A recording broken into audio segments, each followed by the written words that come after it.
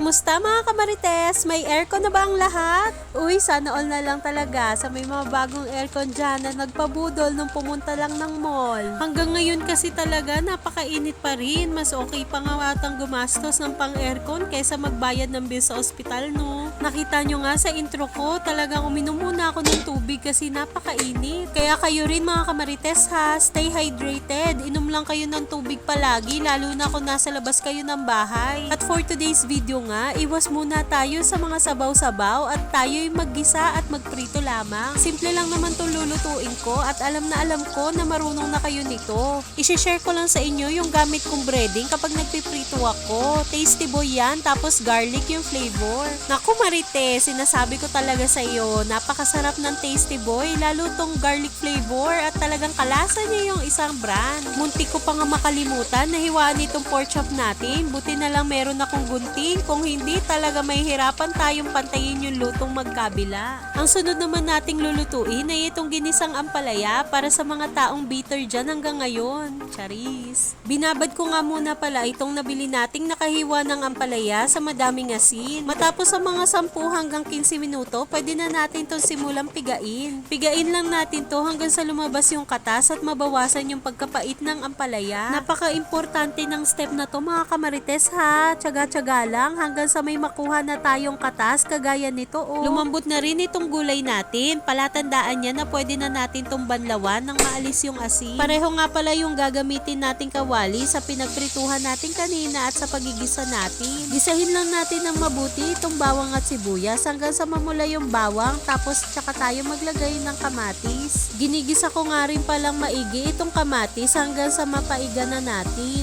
Para sa akin ay okay na to, kaya igigilid ko muna sila para ilagay na yung ampalaya. Sabi nga ng iba, kapag daw nagluluto ng ampalaya ay hinay-hinay lang daw sa paghahalo para hindi maging mapait. Naku, sa makakapansin ng paghahalo ko dito, talaga pong pinigilan ko yung sarili ko na haluin ng haluin itong niluluto ko, promise. Naglagay pala ako ng kalahating baso ng malinis na tubig dyan para hindi maging dry itong ginigisa natin. Binabaligtad ko nga itong ampalaya natin para yung kabilang side naman yung maluto. Nasa medium heat nga lang itong apoy natin at pagkaraan ng ilang minuto, pwede na natin itong timplahan. Naglagay nga ako dito ng kalahating beef cube lang dahil wala akong hinalong karne dito. Naglagay din ako dito ng kaunting paminta para may konting kick ba yung niluluto natin. At huli nating ilalagay ay ang itlog natin.